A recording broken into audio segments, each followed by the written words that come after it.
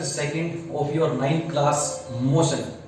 हमने अपने पहले लेक्चर में बच्चों मोशन का कंप्लीट इंट्रोडक्शन पढ़ा और पूरी 9th क्लास का फिजिक्स का कोर्स हमने देखा कि पूरी साल आपके फिजिक्स के अंदर हाउ मेनी चैप्टर्स, कितने चैप्टर्स हैं, उन चैप्टर्स का नाम क्या है, उन चैप्टर्स में हम किन किन बातों का जिक्र करेंगे, उन सारी बातों का हमने फर्स्ट लेक्चर में, that is the introduction lecture of your 9th class physics course. तो आज के हम इस लेक्चर में आपका फर्स्ट चैप्टर मोशन जो है वो हम डिटेल में स्टडी करेंगे।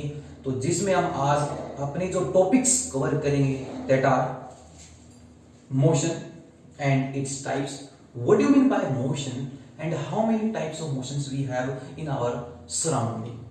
How many types of motions you observe in your day-to-day life? Can you tell me, if I ask you that in your day-to-day life from since morning to evening, how many types of motions an object covers in our day-to-day life? Can you tell me how many types, what do you mean by motion and what are the types of motions?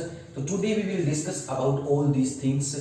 To keep calm and be concentrate on my today's lecture and very basic lecture of your 9th class motion. इस motion chapter के बाद जो अगला chapter आएगा आपका and that is known as laws of motion, जो इस chapter के नॉलेज से, इस चैप्टर की कंप्लीट वेल अंडरस्टैंडिंग से अगले चैप्टर के कॉन्सेप्ट्स बड़े ही प्यारे समझ में आएंगे, बड़े अच्छे समझ में आएंगे और स्ट्रॉन्ग समझ में आएंगे। तो let's start your topic motion and it's type. Second topic in my today's lecture we will cover scalar and vector quantity. What do you mean by scalar and vector quantity? And the third topic today we will cover distance and displacement. तो एक बात मैं आपको बता दूं, मैंने आपको अपने फर्स्ट लेक्चर में बताया था the syllabus of your 9th class is very important for your 11th standard, those students who want to go for medical and non-medical after 10th, means the students want to go for science stream.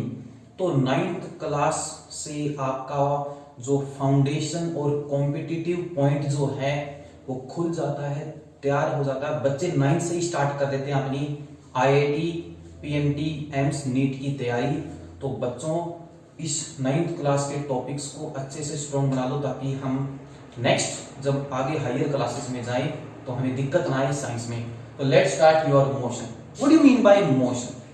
Rest और motion. Motion को जानने से पहले हमें इस motion word की जरूरत क्यों पड़ी? Why do we need this word motion? क्या सारी चीज मोशन में होती है? क्या मोशन से पहले कोई और स्टेट नहीं रही होगी ऑब्जेक्ट की? रही होगी।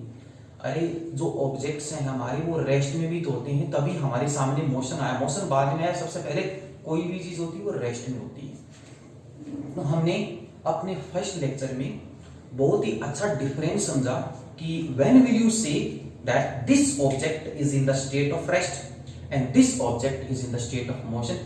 विद सम एग्जांपल हमने पिछले लेक्चर में रेस्ट और मोशन की इस दिक्कत को, रेस्ट और मोशन के कॉन्सेप्ट को समझा।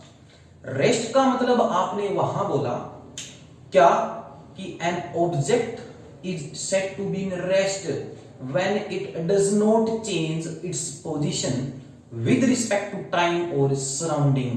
जब कोई ऑब्जेक्ट अपनी पोजीशन को, अपनी अवस्था को समय के साथ और इस सराउंडिंग के साथ चेंज ना करे, then you will say the object is said to be rest.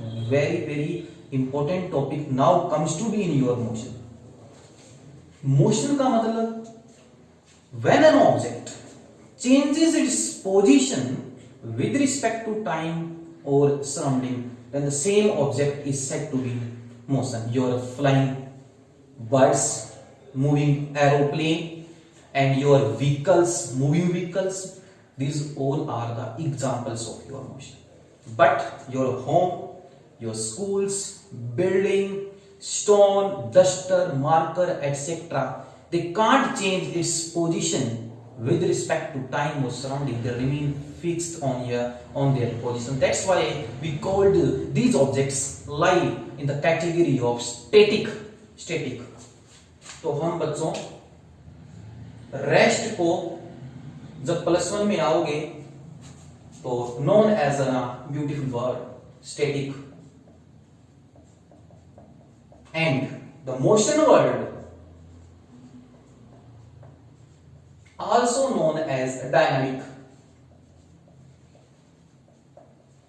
तो जो ऑब्जेक्ट रेस्ट में होंगे उनको स्टैटिक ऑब्जेक्ट, स्टैटिक बिल्कुल रेस्ट में है, उनकी अवस्था स्थिर है, और मोशन जो है वो डायनामिक गतिशील ऑब्जेक्ट है, वो गति में है, बह रहे हैं, मूव कर रहे हैं, डिस्प्लेस हो रहे हैं अपनी जगह से, एक जगह से अभी देखा यहाँ है, थोड़ी देर बाद में ऑब्जर्व करूं तो वहां है, फिर थोड़ी बार देखूं तो ऐसे टाइम के साथ अपनी पोजीशन चेंज कर रहे हैं। उसके लिए हमने एक बेस्ट एग्जांपल लिया था, दो सीन लिए थे, सीन 1 और scene 2।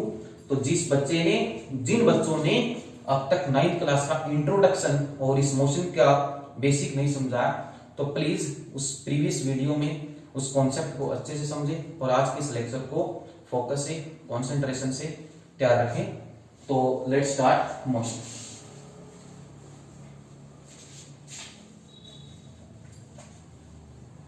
Now the important thing is that how many types of motion and what do you mean bye motion. तो आज हम इन सारी बातों का हम जिक्र करेंगे। तो मोशन जो होगा, आप तब बोलोगे किसी ऑब्जेक्ट को मोशन में,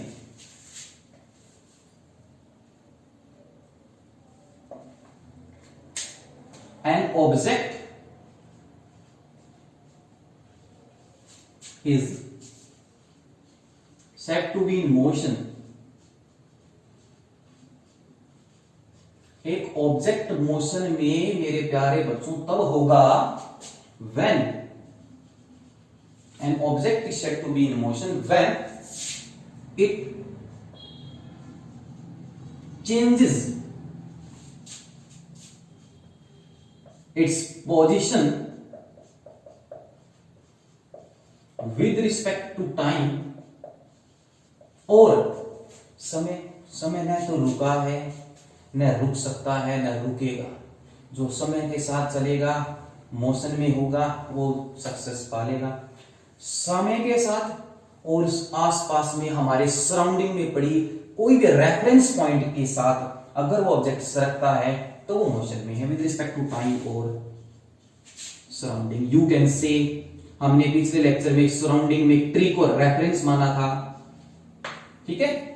तो ये थी हमारी मोशन की definition, you can write on your notebook. तो इसके लिए हमने एक एग्जांपल लिया था कि सपोज करो कि ये आपका ग्राउंड है और ये मेरा एक ट्री है निशानी के तौर पे, ठीक है। ये मेरा जो है एक ट्री है। तो बच्चों ये जो ट्री है, इस ट्री को मैं एक रेफरेंस मान रहा हूं। मैं बताऊंगा कि रेफरेंस पॉइंट का फिजिक्स में बहुत इंपॉर्टेंट मतलब है। एक ऐसा पॉइंट है, एक ऐसा सहायक बिंदु है, ये हमारे लिए एक ऐसा हेल्पर है जिससे हम मोशन की सारी बातें बता सकते हैं उस टॉपिक की, मोशन की रेफरेंस पॉइंट। एग्जांपल से समझो, बड़े प्यारे एग्जांपल से। तो कंटिन्यू विद मी कि रेफरेंस पॉइंट क्या है, मोशन क्या है और आगे आने वाले टॉपिक्स क्या हैं। तो ये ट्री, इसके हमने इसको एज ए सराउंडिंग में एक रेफरेंस पॉइंट मान लिया। इसके पास में यहां से x मीटर पे एक कार खड़ी है, अभी रेस्ट में है, ठीक है। तो अभी ये जो कार है ये मेरी मारुति 800, भी हम ठहरे मारुति वाले, ठीक है ना। तो ये मेरी मारुति 800।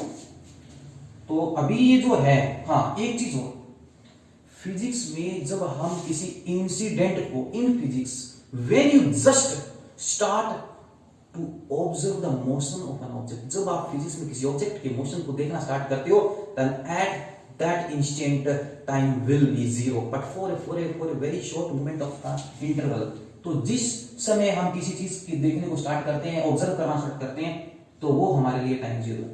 तो अभी t इक्वल टू जीरो का मतलब है कि आपने मोशन को ऑब्जर्व करना स्टार्ट कर लिया, आपके सामने जो भी इंसिडेंट हो रहा है उसको आप स्टार्ट कर रहे हो। तो t इक्वल टू जीरो पर कार अब यही है। कुछ समय बाद मारुति 8 सेकंड बाद यहां आ गई। ये A पोजीशन थी, ये B पोजीशन थी, ओके। फिर t इक्वल टू 16 सेकंड बाद ये मारुति यहां आ गई, ठीक है। तो अभी x पे है, फिर ये x1 पे मान लू मैं यहां B पे, फिर मैं कहूंगा कि ये x2 पे है। ओरिजिन से, ओरिजिन किसी भी काम की शुरुआत ओरिजिन से होती है, जीरो से होती है, चाहे वो टीचिंग हो, चाहे वो फील्ड हो, चाहे कोई भी काम हो। Only and only every work starts with zero, शून्य से स्टार्ट होता है। ABC, तो यू कैन सी हियर कि ये जो कार है ये इस ट्री से हर समय, हर एक फिक्स इंटरवल के बाद, समय के बाद अपनी पोजीशन को चेंज कर रही है। यहां फिर यहां फिर यहां ऐसे मूव कर रही है, और इस पेड़ से भी दूर जा रही है, और समय के साथ टाइम भी बढ़ रहा है, टाइम तो बढ़ेगा। अभी 0 है, 8 है, 16 है। तो इसका मतलब जब एक ऑब्जेक्ट अपनी पोजीशन को टाइम के साथ या सराउंडिंग में पड़ी, ट्री, कोई भी चीज, मैंने ट्री माना, आप कोई भी रेफरेंस पॉइंट मान सकते हो, गोल मान सकते हो, कोई निशानी मान सकते हो, जो भी आपका मन करे, तो then you will see the object is said to be motion. तो right down it. Now comes to the how many types of an motion in our day to day when an object covers. So there are 3 types of motions generally we take. So which are the 3 types of motion? So now write down the types of motion.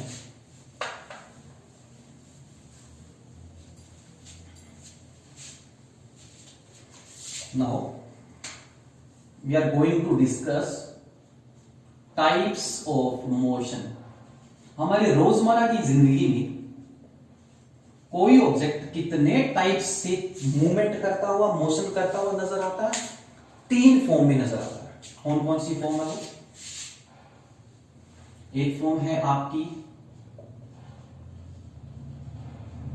Linear motion, write down, and the second one is circular motion, circular motion. Okay, तो और अभी एक बार 2 motion समझो, third motion मैं आपको बता देता हूं। चलो इसको थोड़ा सा कॉम्पैक्ट कर लेते हैं ताकि तीनों एक साथ समझ में आ जाए। ठीक है, तो सर्कुलर नाम से ही, अभी तो गर्मी का टाइम आ गया है, कूलर का भी टाइम आ गया है, कूलर का टाइम आ गया है, तो कूलर आपको पता है कैसा मोशन करता है? सर्कुलर मोशन करता है ना। अच्छे बच्चे, लीनियर, सर्कुलर और ओसिलेटरी मोशन।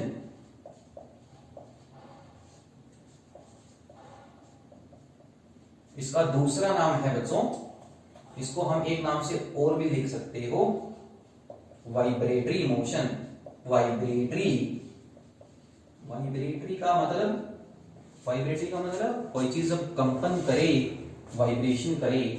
तो in our day to day life an object has to be appeared to us in 3 types of motions. Generally these are linear motion, circular motion, oscillatory motion और vibratory motion. Now come to the linear motion. What do you mean by linear motion? Let's start your linear motion. As its name clear, नाम से ही clear है, linear. An object when moves along a straight path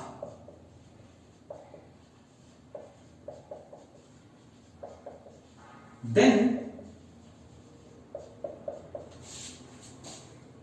it is said to be in linear motion. तो इसको जल्दी से इस definition को लिख लीजिए।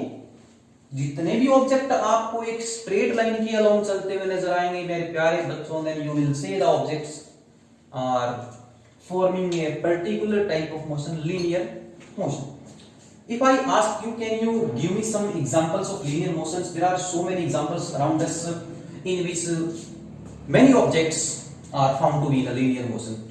मोशन ऑफ अस मीन्स हमारा motion, motion of human beings, human being सीधे ही चलते हैं ना, तो आप सिंपल सी बात है लीनियर मोशन बोल दूंगा कि जो हमारे ह्यूमन बीइंग्स हैं वो लीनियर मोशन है। मोशन ऑफ आवर व्हीकल्स, हमारी गाड़ियों का, बाइसाइकिल का, कार का, मेरी करेटा का, मेरी मारुति का, जो भी आप बोलो, सारे व्हीकल्स इसमें linear. Motion of train, linear motion. तो there are so many example, तो now right down some examples of linear motions. तो मेरा डस्टर कहाँ गया? ये गया डस्टर, प्यारा सा डस्टर, प्यारा सा मोशन, प्यारे से बच्चे और आपका प्यारा सा टीचर। तो लीनियर मोशन के एग्जांपल लिखो, motion of vehicles, motion of train, ठीक है, ये तो व्हीकल में आ गया, चलो ठीक है। तो आप बोल सकते हो कि मोशन ऑफ ह्यूमन बीइंग,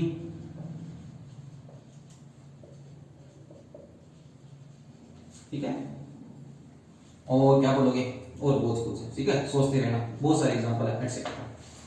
अब बात करते हैं circular motion. Circular motion, circular as its name clarify, circular the object when covers a circular track, जब एक object moves along a circular track of some radius. Circular जानते हो, maths में circle पढ़ते हो जिसकी कोई ना कोई रेडियस होती है, तो उसको बोलते हैं हम सर्कुलर मोशन। तो right on the definition, when an object moves along a circular path,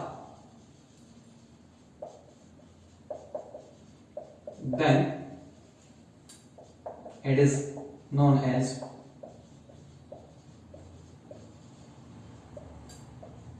circular motion.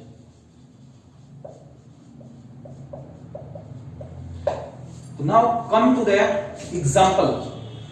तो can you give me some examples of circular motions? बहुत सारे हैं, ढेर लग जाएंगे, इतने examples हैं circular motions के, ठीक है। क्या है? motion of wheels of your vehicle, मेरे गाड़ी के टायर का जो मोशन है, मोशन ऑफ आवर फैन, ठीक है, गर्मी लगी, पंखा चालू, मोशन कैसा? Circular motion. कूलर का पंखा चालू, सर्कुलर मोशन। आपके पर्सनल कंप्यूटर की सीपीयू का जो फैन है, प्रोसेसर जो उसका क्या है? सर्कुलर मोशन, ठीक है। तो right of the examples of circular motion, motion of fan, motion of wheels, okay. और बताओ, और बहुत सारी एग्जांपल्स हैं सर्कुलर मोशन की, motion of fan, motion of wheels, motion of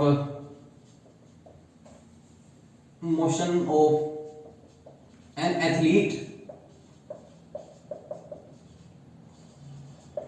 एक धावक जब एक सर्कुलर ट्रैक में दौड़ता है, आपने देखा होगा कि एक ऐसा सर्कुलर ट्रैक होता है, यहां से स्टार्ट करता है, फिर यहां घूम के वापस यहीं आ जाता है, तो ये सर्कुलर ट्रैक होता है।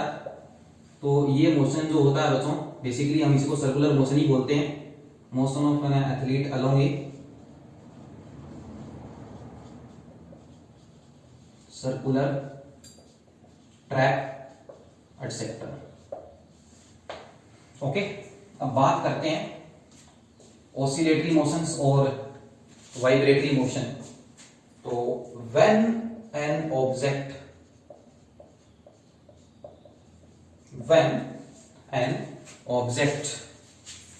covers to and fro,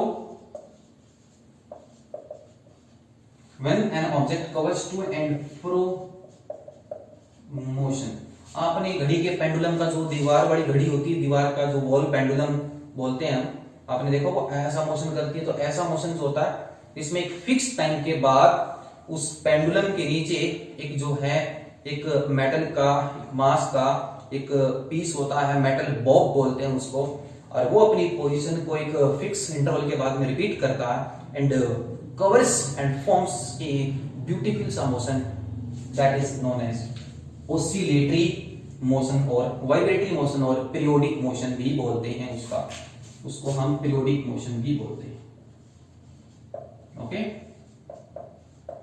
उसको हम पीरियोडिक मोशन, पीरियोडिक नाम से क्लियर है, जो एक फिक्स टाइम के बाद अपनी पोजीशन को रिपीट करे, ओके।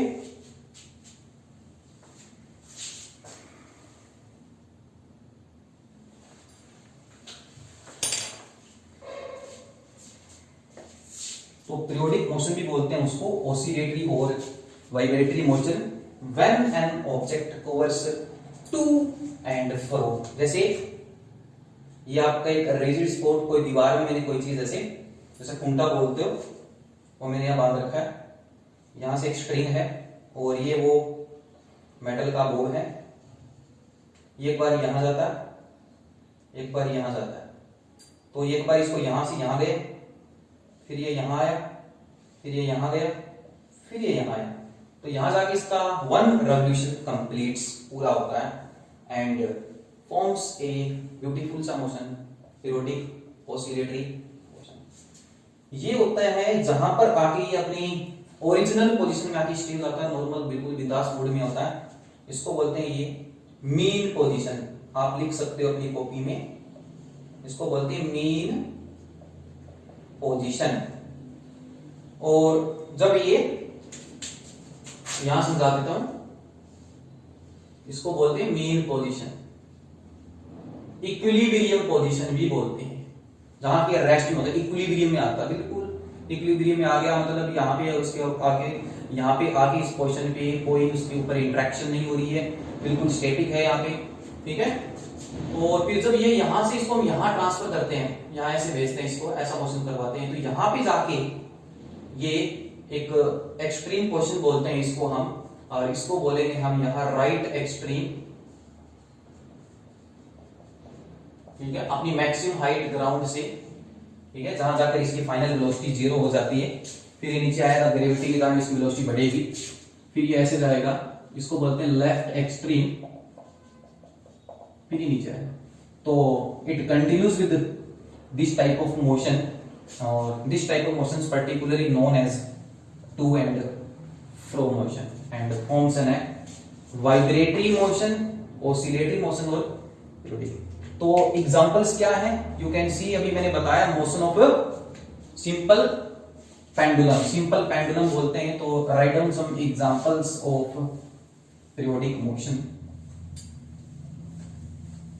तो periodic motion as its name signify a motion which repeats its position after a certain interval of time, then you will say the object said to be। ओ example क्या है, लिखो motion of simple pendulum, इसको हम simple pendulum बोलते हैं। और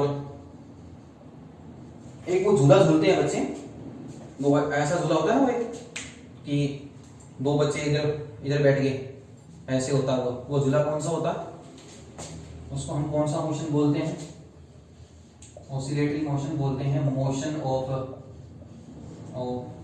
मेरे ख्याल से उसको हम सीसा स्विंग बोलते हैं, मेरे को एक्चुअली उसका झूले का नाम याद नहीं आ रहा, तो आप उसको देख लेना, motion of swing, I think वो सीसा है, सीसा बोलते हैं उस टाइप के मोशन को, एटसेट्रा, बहुत ऐसे सारे टाइप्स के मोशन हैं, तो मोशन ऑफ स्विंग, ठीक है।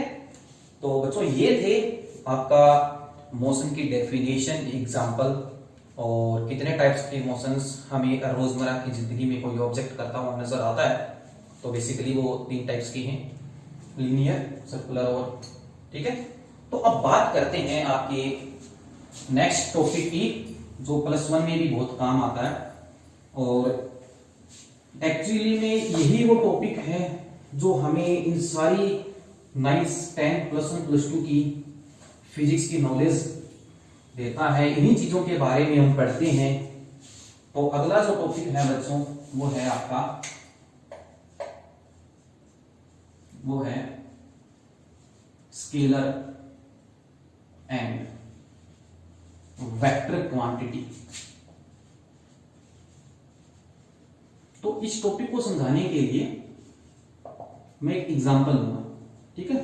तो आप पहले अपनी हेडिंग लिख लीजिए, scalar and vector quantity. What do you mean bye scalar and vector quantity? तो एक साइड में यहां स्केलर लिख रहा हूं, स्केलर क्वांटिटी, और एक साइड में यहां लिख रहा हूं वेक्टर क्वांटिटी। ओके, जैसे कि मैं एक शॉपकीपर के पास गया और मैंने बोला उसको एप्पल चाहिए। तो मैंने उसको बोला कि मुझे 3 किलो मुझे सेब चाहिए। तो समझ गया वो मेरी स्टेटमेंट, 3 किलो जैसे ही मैंने बोला तो उसने अपने तराजू में तोला, 3 किलो दे दिया। अगर मैं कुछ ज्यादा ही ओवर स्मार्ट बनूं और उसको ये बोलूं कि क्यों, मैंने फिजिक्स पढ़ रखी है, सिंपल सी बात है, ठीक है। मैंने बच्चों उसको बोला कि मुझे 3 किलो सेब चाहिए और उत्तर दिशा में चाहिए, नॉर्थ डायरेक्शन में चाहिए। तो वो सेब तो पता नहीं देगा कि नहीं देगा, एक अच्छा सा भाषण और एक अच्छा सा थप्पड़ जरूर लगाएगा। क्यों कि 3 किलो सेब तो सुना था, 3 किलो सेब उत्तर दिशा में, ये क्या मतलब होता है? दिमाग खराब हो गया, कोई स्क्रू ढीला हो गया, क्या मतलब है? अब मैं कहूं कि एक दुकान पे और गया, कपड़े की दुकान पे, क्लॉथ पे। मैंने उसको बोला 4 मीटर कपड़ा दे दे, उसने 4 मीटर कपड़ा दे दिया। मैंने बोला 4 मीटर कपड़ा दे दे इस डायरेक्शन में। अरे यार ये अच्छा बेवकूफ है, ये अच्छा पागल है, या 4 मीटर कपड़ा तो सुना था, 4 मीटर कपड़ा इस डायरेक्शन में कैसे दूं? अब मैं पूछूं भाई टाइम क्या हो गया कि अभी सर 2:20 हुए हैं उत्तर दिशा में। अरे 2:20 तो सुना था, 2:20 नॉर्थ डायरेक्शन में क्या मतलब है? तो बच्चों मेरे कहने का एक ही पर्पज है, हमारी साइंस में कुछ ऐसी, फिजिक्स में कुछ ऐसी क्वांटिटीज होती हैं, कुछ ऐसी जो है हम बात करते हैं फिजिक्स में, कुछ ऐसे फिनोमिना होते हैं, प्रॉपर्टीज होती हैं जिनके साथ सिर्फ और सिर्फ मैग्नीट्यूड का मतलब होता, डायरेक्शन का कोई मतलब नहीं होता। तो वो फिजिकल क्वांटिटीज, तो बेसिकली स्केलर और वेक्टर फिजिक्स की, इनको हम फिजिकल क्वांटिटीज बोलते हैं, ठीक है, फिजिकल क्वांटिटीज। और यही फिजिकल क्वांटिटीज ही फिजिक्स को समझना है। 9 से +2 बहुत सारी फिजिकल क्वांटिटीज आएंगी, तो कईयों के साथ मैग्नीट्यूड लगाना अच्छा होता है और कईयों के साथ मैग्नीट्यूड के साथ कोई और चीज भी लगानी होती है, वो हम समझाऊंगा। तो इसका मतलब स्केलर क्वांटिटी वो क्वांटिटी है जिसमें केवल हम उसके वैल्यू की बात करते हैं। 2 मीटर कपड़ा ठीक है, 3 किलोग्राम सेब है, बात ठीक है, लेकिन इस डायरेक्शन में है, डायरेक्शन का कोई वहां तुक नहीं बनता। तो स्केलर क्वांटिटी वो क्वांटिटी है जिनके पास केवल मैग्नीट्यूड होता, डायरेक्शन का जिक्र बेतुकी बात होती है। तो लिख सकते हो are those quantities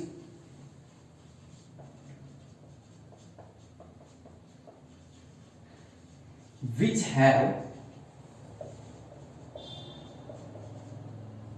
scalar quantities are those quantities which have only magnitude, जिनके पास केवल और केवल मैग्नीट्यूड का मतलब एक वैल्यू, परिमाण, उसका कितना क्वांटिटी है उसके अंदर, कितनी भरी हुई है 2 किलोग्राम, जो आपने बोला न्यूमेरिकल वैल्यू की बात कर रहे हैं। 2:20 हुआ वो मैग्नीट्यूड, बट नो डायरेक्शन, ठीक है। तो ये थी आपकी फिजिकल क्वांटिटीज, और कोड लिख सकते हो फिजिक are called scalar quantities. Example क्या है? तो राइट डाउन एग्जांपल। अभी मैंने बताया है, जो आप 2 किलोग्राम 3 किलोग्राम जो सेब ले रहे हो, वो मास ले रहे हो, एक्चुअली में वो मास को मेजर कर रहा है किलोग्राम में, 2 किलो। तो एग्जांपल हो गया स्केलर क्वांटिटी जिसके साथ डायरेक्शन जो है मीनिंगलेस है, कोई अर्थ नहीं है उसका डायरेक्शन लगाने का। हम मास, लेंथ, टाइम। अब मैं पूछूं तेरे में कितनी एनर्जी है, तो मैं कह रहा हूं मेरे में बहुत एनर्जी है, मेरे में 500 जूल एनर्जी है, मेरे में इतने किलो जूल, इतने मेगा जूल मेरे में एनर्जी है, 1000 जूल एनर्जी है। लेकिन कहूं कि 1000 जूल एनर्जी है और दक्षिण दिशा में है, तो तेरे में कुछ नहीं है, तूने फिजिक्स पढ़ी नहीं है, ठीक है। तो मास, लेंथ, टाइम, एनर्जी एटसेट्रा। जब हम आगे और क्लासेस में जाएंगे तो आपको खुल के नॉलेज आएगी फिजिकल और इसकी स्केलर और वेक्टर क्वांटिटीज की +1 में। तो अभी आप जस्ट ये समझ लो कि स्केलर और वेक्टर फिजिक्स की वो क्वांटिटीज हैं जिसमें फिजिकल क्वांटिटीज को 2 कैटेगरी हमने डिवाइड किया, कुछ को स्केलर्स में रखा, कुछ को वेक्टर्स में। तो स्केलर में सिर्फ और सिर्फ बात करते हैं मैग्नीट्यूड की बात करते हैं, डायरेक्शन का कोई रोल नहीं होता, मास, लेंथ है। नाउ कम टू द, तो अगर इसमें डायरेक्शन का रोल नहीं होता तो इसमें भी ऑफ कोर्स है, कहीं ना कहीं तो किसी में तो होगा, तो इसमें होगा तो आई होप आप सबको समझ में आ गया होगा। तो वेक्टर क्वांटिटी का मतलब क्या है? तो बच्चों वेक्टर क्वांटिटी वो क्वांटिटी होती है, vector write down, vector quantity वो क्वांटिटी होती है जिनके पास वैल्यू तो होती है, डायरेक्शन का भी रोल बताना पड़ेगा, डायरेक्शन भी इंपॉर्टेंट है, दिशा बताना भी जरूरी है। तो भी मैं समझाऊंगा, तो लिख लो are those quantities which have, जिनके पास मैग्नीट्यूड भी होता है और एज वेल एज डायरेक्शन भी होती है। ओके, तो जिनके पास मैग्नीट्यूड और डायरेक्शन दोनों ही होती है उनको हम वेक्टर क्वांटिटीज बोलते हैं, are known as vector quantities.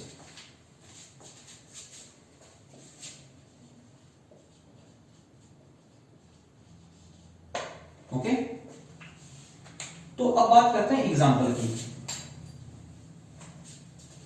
जैसे मैं कहूं कि ये पर्सन है ए, ये यहां से यहां गया, ये ए पर्सन यहां से यहां गया और सीधा गया, कोई टेढ़ा मेढ़ा जो है इधर उधर के रास्ते नहीं अपनाए, बिल्कुल स्ट्रेट सीधा, ठीक है ना। इसको अपना लक्ष्य नजर आ रहा है, बिल्कुल सीधा जा रहा है। तो ये मान के चलो एक जो पर्सन है वो ए से बी गया, ये ए से बी पोजीशन ले दो, ए से बी गया और यहां से यहां की जो पोजीशन का जो गैप है, जितना सीधा गया है वो 10 मीटर गया।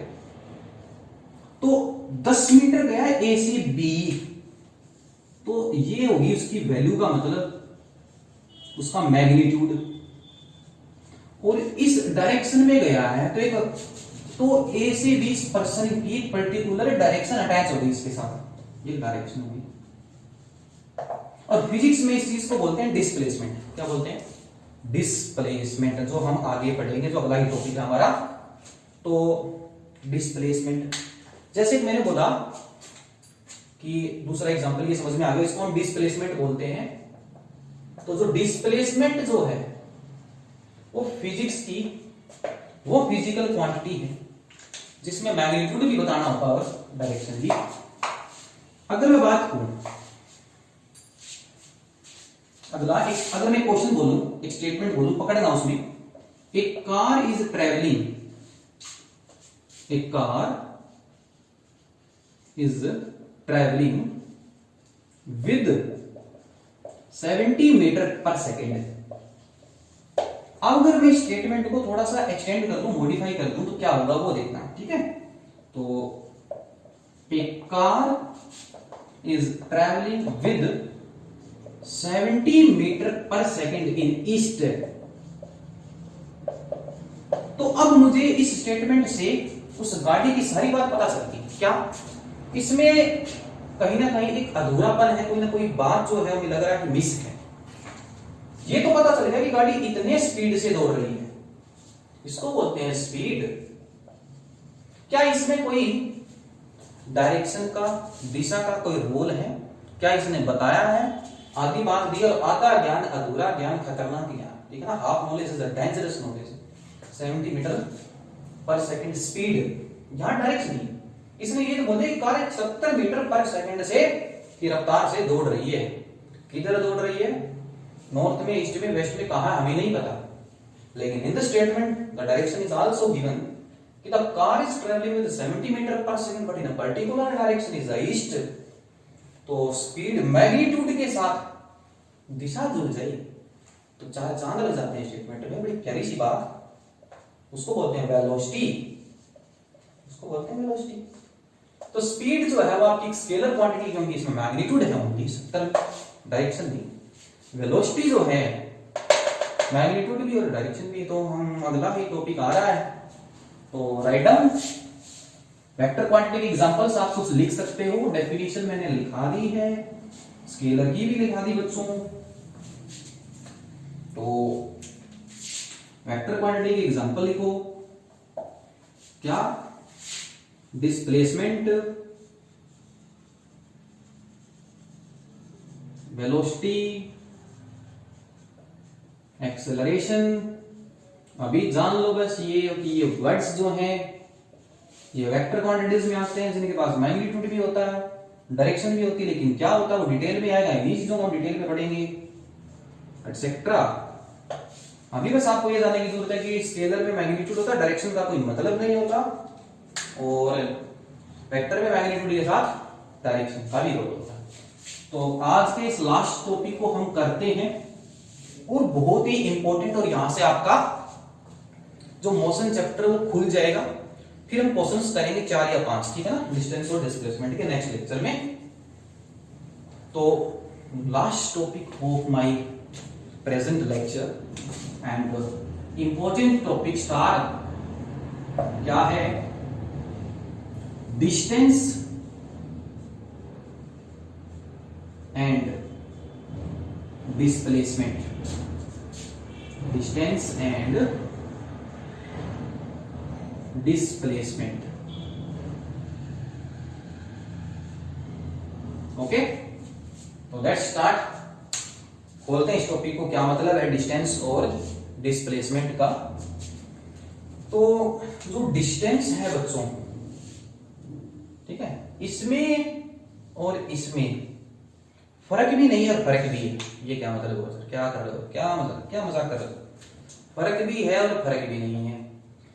फर्क जो है वो इतना बड़ा फर्क है कि इनको हम अलग अलग नजरिए से देखते हैं, और फर्क भी नहीं है उसका मजा भी एक अलग है, वो देखते हैं क्या, डिस्टेंस एंड डिस्प्लेसमेंट। ठीक है, तो जो डिस्टेंस और डिस्प्लेसमेंट है उसको समझने के लिए जैसे मैंने एक रास्ता बनाया कि सपोज करो कि ये ऐसा मेरे पास एक रास्ता है, ऐसा 90 डिग्री पर, ठीक है, जिसका ये पॉइंट मैं ए मान लेता हूं, ये बी मान लेता हूं, और ये सी मान लेता हूं, और यहां मैं, and I want to reach at the position C. मेरी इच्छा है कि मैं सी पोजीशन पर पहुंचूं, बट हाउ, कैसे पहुंचूं, and how many ways I have to reach this position. कितने तरीके मेरे पास पहुंचने के, मुझे यहां से यहां जाना है, ए से सी जाना है, कितने मेरे पास वेज है, तरीके हैं, 2 तरीके नजर आ रहे हैं। कौन से 2 तरीके? क्या कई सारे तरीके बना सकते हो, मैं 2 तरीके की बात करता हूं। अगर ये पर्सन पहले यहां आए, सीधा आए, बिल्कुल ऐसे जाए, तो ऐसे जाए तो एक पर्टिकुलर डायरेक्शन में जा रहा है, कुछ ना कुछ मैग्नीट्यूड है, तो जैसे ही अब यहां से यहां आएगा, तो अब मान के चलो कि ये 3 मीटर चला, यहां से ए से बी 3 मीटर, और बी से सी जो ये चला ये 4 मीटर चला। ओके, लेकिन डायरेक्शन चेंज हो गई, यहां डायरेक्शन ये थी, यहां डायरेक्शन ये थी, फिर ये थी। जब डायरेक्शन एक बार चेंज हो जाए ना, तो वो चीज वेक्टर क्वांटिटी में नहीं आती है, क्योंकि वेक्टर क्वांटिटी में वही चीज आती है जब वो अपनी पर्टिकुलर डायरेक्शन में बनी रही, मेंटेन रही। यहां तो ए सी भी अभी है, यहां इस डायरेक्शन में, फिर यहां, तो डायरेक्शन हो गई। लेकिन पहले ए सी भी 3 मीटर कवर किया, फिर 4 मीटर, तो एक लेंथ कवर हो रही है। क्या हो रही है? एक लेंथ। सही, पाथ कौन सा भी हो, एक बार इस रास्ते से, एक बार इस रास्ते से, ठीक है। तो अगर मैं बात करूं, ए भी गया, ए से बी गया, फिर बी से सी गया, तो मेरे पास ए सी आया। आपको पता है कि एक राइट एंगल ट्राइंगल है, ये 90 डिग्री है। अब मैं कहता कि भाई मेरे पास मैं एक शॉर्ट ट्रिक बना रहा हूं यहाँ, मुझे तेरे ये चक्कर समझ में नहीं आ रहा, एक बार इधर एक बार इधर जाओ, मेरे पास दिमाग है, मेरे को सी पॉइंट सीधा दिख रहा, थोड़ा सा शॉर्टकट भी है, इतना लंबा जाने की जरूरत क्या है, हमारे पास सामने शॉर्टकट पड़ा है, सीधा निशाना मार रहा है सी के ऊपर, और कहीं सोच ही नहीं रहा, जैसे अर्जुन ने मछली की आंख पे निशाना लगा रखा, तो और कोई रास्ता ही नजर नहीं आ रहा, सिर्फ सी तक जाना है, सीधा जाना है, मुड़ना नहीं है, इधर उधर कहीं नहीं होना, शरीर को नहीं हिलाना, बिल्कुल सीधा जाना, बिल्कुल। ये इसका कौन सा पॉइंट है? ये इसका इनिशियल पॉइंट है, शुरुआती बिंदु। समझना बच्चों, बहुत ही अच्छा टॉपिक है डिस्टेंस और डिस्प्लेसमेंट, जब इस क्वेश्चन करेंगे मजा आएगा। इनिशियल, जहां पहुंचना चाहता है मंजिल, फाइनल पॉइंट। तो अभी एक बात बता रहा हूं, प्यारी सी बात गांठ बांध लेना। क्या? जब भी बात डिस्प्लेसमेंट की हो, इनिशियल पॉइंट और फाइनल पॉइंट दो देखो, बस इनिशियल और फाइनल सीधा जोड़ दो, वो आपका डिस्प्लेसमेंट है, सीधा रास्ता। ठीक है, तो ये जो है हमारा ये रास्ता ए से सी, बिल्कुल स्ट्रेट, कुछ ना कुछ डिस्टेंस, राइट एंगल ट्राइंगल है 9th क्लास में।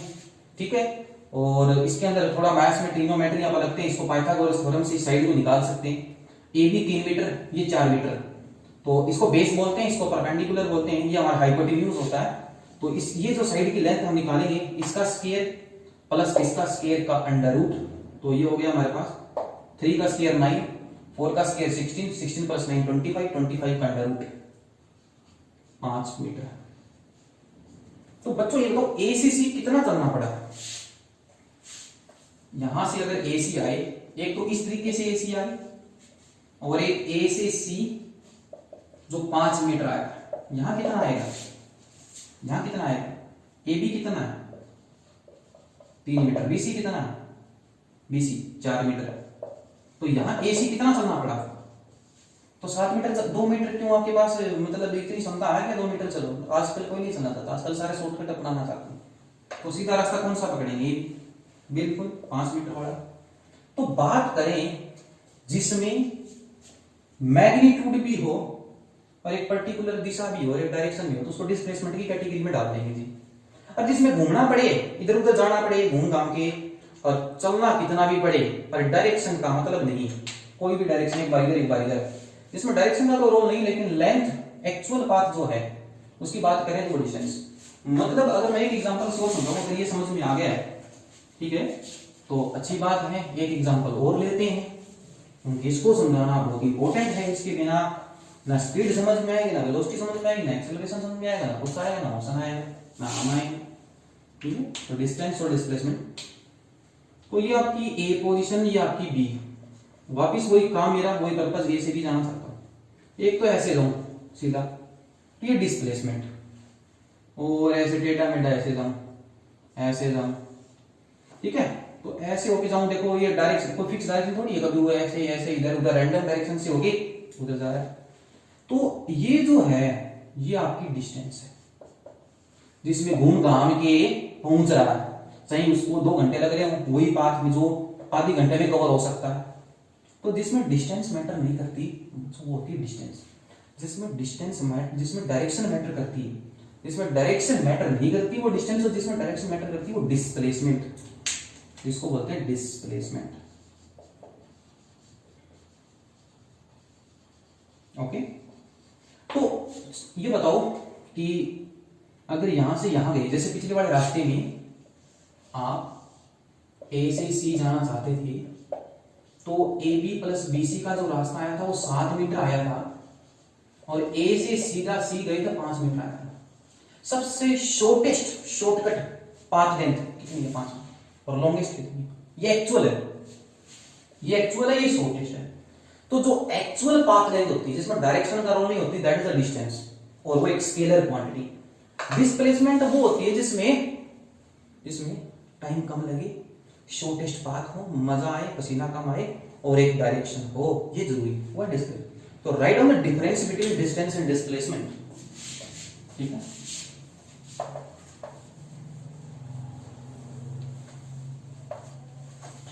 तो जल्दी से डिस्टेंस की और डिस्प्लेसमेंट की आप डेफिनेशन लिखिए।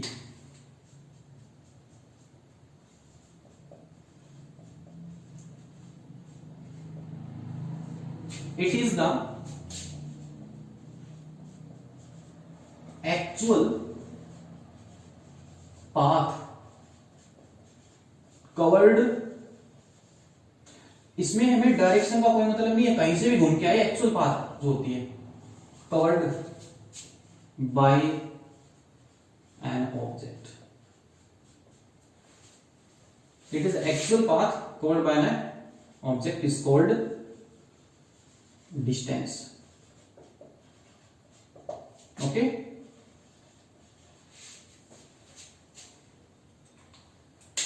एग्जाम्पल के तौर पर, जैसे एग्जाम्पल लेते हैं, राम ट्रेवल्ड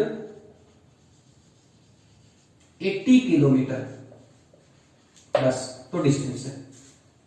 राम 80 किलोमीटर चला, काफी है, डिस्टेंस है।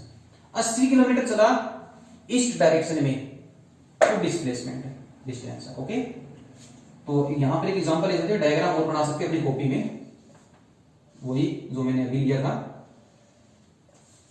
तो मेरा मार्क कर दिए, ए बी और सी। तो अगर एक पर्सन ए से सी जाना चाहता है और ये रास्ता चुनता है, पहले ए से बी फिर बी से सी, तो ये अगर 3 मीटर है, 4 मीटर, तो उसको 7 मीटर चलना पड़ेगा। तो आप बोल सकते हो सेकेंड एग्जांपल कि A B plus B C 7 metre और ये डिस्टेंस है, जिसमें केवल मैग्नीट्यूड है, डायरेक्शन नहीं है, और एक स्केलर क्वांटिटी है। ठीक है, तो ये डेफिनेशन हो गई, ये एग्जांपल हो गया। अब बात करते हैं और क्या डिस्टेंस, और क्या लिखोगे? It is a scalar quantity और वेक्टर क्वांटिटी, मैग्नीट्यूड और डायरेक्शन नहीं है, तो it is a scalar quantity. बात करते हैं फिजिक्स में जो भी चीज पढ़ते हैं उसकी हमें माप, जो मेजरमेंट करनी पड़ती है उसको मापना पड़ता है। तो डिस्टेंस को किस में मापोगे? जैसे किलोग्राम मास की यूनिट है, सेकंड टाइम की यूनिट है, तो डिस्टेंस किस में मापोगे? डिस्टेंस को मापने के लिए पूरे विश्व भर में सारे देशों की एक मीटिंग हुई और एक स्टैंडर्ड घोषित किया। आज के बाद इंडिया डिस्टेंस को इसमें मापेगा, चाइना इसमें मापेगा, पाकिस्तान इसमें मापेगा, इंग्लैंड इसमें मापेगा। मतलब एसआई की बात करूं, सिस्टम ऑफ इंटरनेशनल डिस्टेंस को मापने की यूनिट जो होती है बच्चों, राइट डाउन मीटर, ठीक है ना, मीटर। और वैसे तो बहुत सारी यूनिट्स होती हैं, न्यूमेरिकल के लिए हम यूज करेंगे। तो जो सीजीएस यूनिट होती है, अभी आप एसआई जानो, आप एसआई तक ही इसमें सीमित रहोगे, मीटर।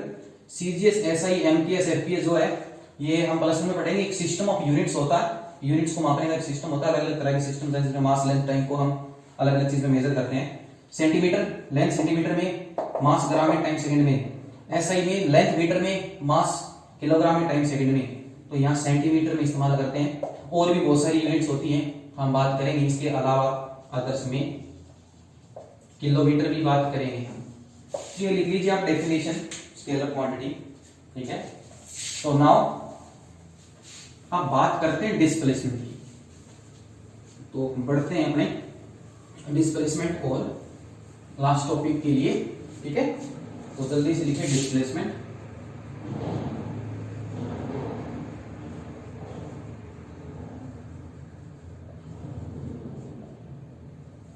अभी बताया मैंने कि ये जो पाथ या रास्ता जो था ए से सीधा सी जाने का, ए से सीधा सी जो आपका आया था, कितना आया था? 5 metre.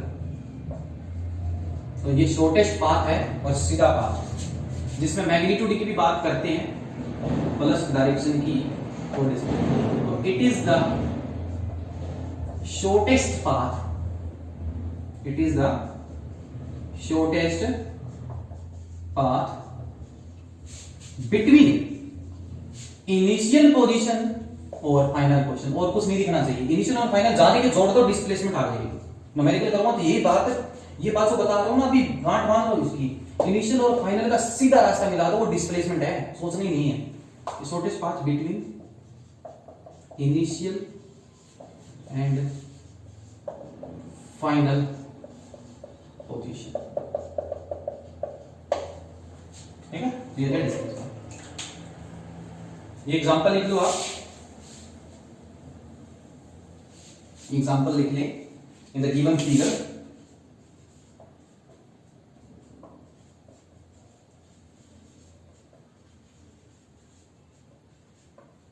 A to C 5 metre जो है वो आपकी डिस्प्लेसमेंट है, ठीक है ना, एक पर्टिकुलर डायरेक्शन में। एक एग्जांपल और अभी, राम ट्रेवल्ड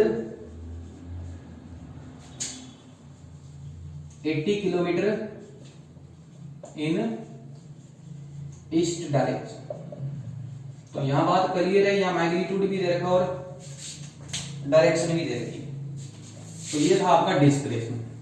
अब जो मैं आपको बात बता रहा हूं डिस्टेंस और डिस्प्लेसमेंट की, बहुत इंपॉर्टेंट बात है, ठीक है ना, तो ध्यान से इसको समझ लीजिए।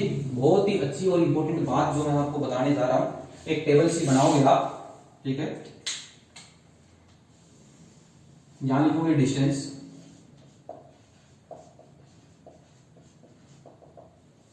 और यहां लिखोगे डिस्प्लेसमेंट। 3-3 4-4 पॉइंट जो है आपको लिखने हैं। पेपर में कई बार क्वेश्चन आता है difference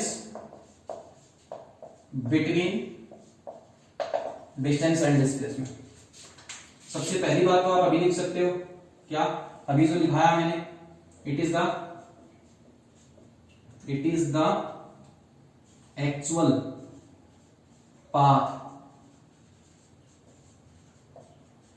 actual path covered by an object. और इसमें आप लिख सकते हो it is the shortest path, छोटा रास्ता जो है, नन्हा सा shortest path covered by an object.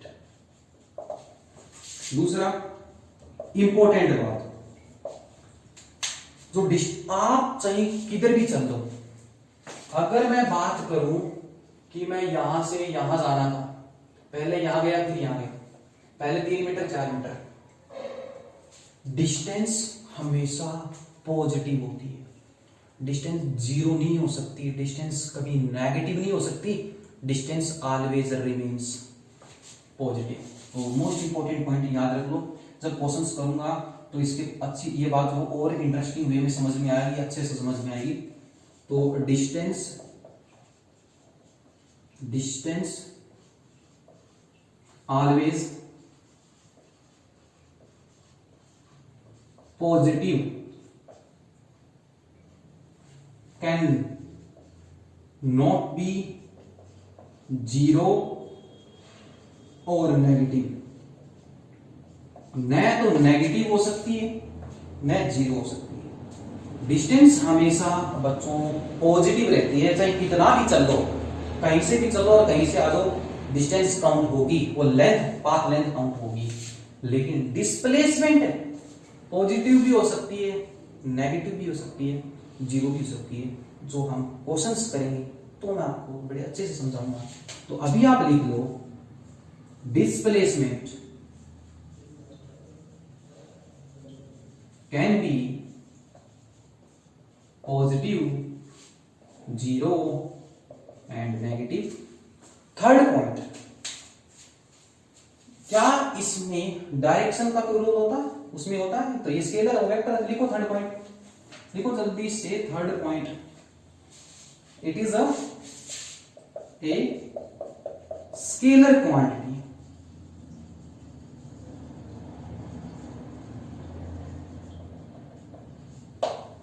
Scalar है जी, मैग्नीट्यूड है, और इसमें मैग्नीट्यूड के साथ डायरेक्शन भी है, तो it is a vector quantity. Okay, अब बात करते हैं कि सर मास को मापने के लिए तो हमारे पास बैलेंस सिस्टम है, दुकानदारों के पास कंडा है, बैलेंस है। कपड़ा मापने के लिए हमारे पास जो है बड़ा सा फीता है, स्केल है। डिस्टेंस और डिस्प्लेसमेंट किससे मापे? इतना बड़ा फीता थोड़ी है हमारे पास डिस्टेंस माप लें। गाड़ी है, गाड़ियां चलती है, बाइक लेके चलते हैं तो बाइक में मीटर लगा होता है, आपने देखा होगा। ऐसे ऐसे करते हो आप और ऐसे ऐसे स्टीयरिंग घुमाते हो तो सामने जो डैशबोर्ड होता है आपका, उसमें ऐसे डिजिटल्स में ऐसे नंबर घूमते नजर आते हैं। मीटर 2 मीटर लगे होते हैं ऐसे, तो उसमें बेसिकली 2 मीटर होते हैं। एक तो ऐसे जो यहां लिखा होता है 0 मीटर पर सेकेंड, ऐसे किलोमीटर आवर में भी दे रहा है, kilometre per hour speed velocity बात है। यहां आप मान सकते हो आप 90, 120, और इसके नीचे छोटा सा डब्बू सा, यहां नंबर्स घूमते रहते हैं, 1 0 2 0 ऐसे, और ये ऐसे 0 1 2 3 4 बदलता रहता है। ठीक है, तो क्या है, तो जो भी व्हीकल है ना उसमें 2 प्रकार के इंस्ट्रूमेंट लगे होते हैं। एक नंबर में क्वेश्चन आता है कि डिस्टेंस को हम किस इंस्ट्रूमेंट से मापते हैं, डिस्प्लेसमेंट को किससे मापते हैं, ठीक है। By which instrument we measure the distance and displacement. तो I am going to tell you कि there are 2 metres in our vehicles, one is this and one lies below this. तो एक इसके नीचे और एक इसके ऊपर। तो जो बीच वाला जो होता है वो आपको ये बताता है कि आपका व्हीकल कितने किलोमीटर चला है, कितने किलोमीटर चला, मतलब डिस्टेंस की बात करते हैं, ठीक है। तो इसको बोलते हैं, जो इंस्ट्रूमेंट डिस्टेंस को मापता है उसको बोलते हैं ओडोमीटर, उसको बोलते हैं ओडोमीटर, ओडोमीटर। तो आप राइट डाउन कर सकते हो कि distance is the measured by the instrument odometer. ऊपर जो ये लिखा है कि आपकी गाड़ी अभी इतने से चल रही है, इतने से चल रही है, और एक्सेलेरेटर पर आप पांव रखते हो फिर गाड़ी दौड़ती है, इसको बोलते हैं स्पीडोमीटर, इसको बोलते हैं स्पीडोमीटर। ओके, तो distance and displacement are measured by odometer and your speed is measured by speedometer. तो अलग से 3 पॉइंट्स जो हैं इंपॉर्टेंट पॉइंट मैंने आपको बता दिए। ये हमारी जो एक्चुअल पाथ है वो शॉर्टेस्ट पाथ है, स्केलर है, वो वेक्टर है, और ये आपकी हमेशा पॉजिटिव रहती है, पॉजिटिव भी हो सकती है, जीरो भी हो सकती है, नेगेटिव भी हो सकती है। और नोट में आप स्पेशल में लिख सकते हो क्या कि distance is measured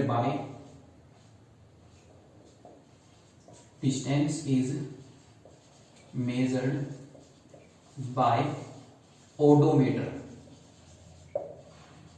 odometer ink खत्म हो गई मेरी, तो अगले लेक्चर में हम स्टार्ट करेंगे।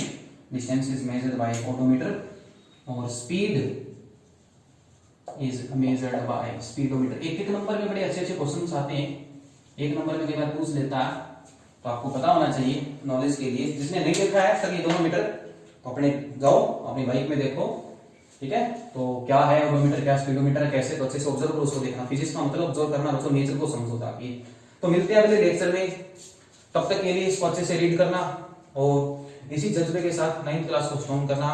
Thank you to all of you, मिलते हैं और बने रहिए निखिल सर के साथ, ठीक है। ओके।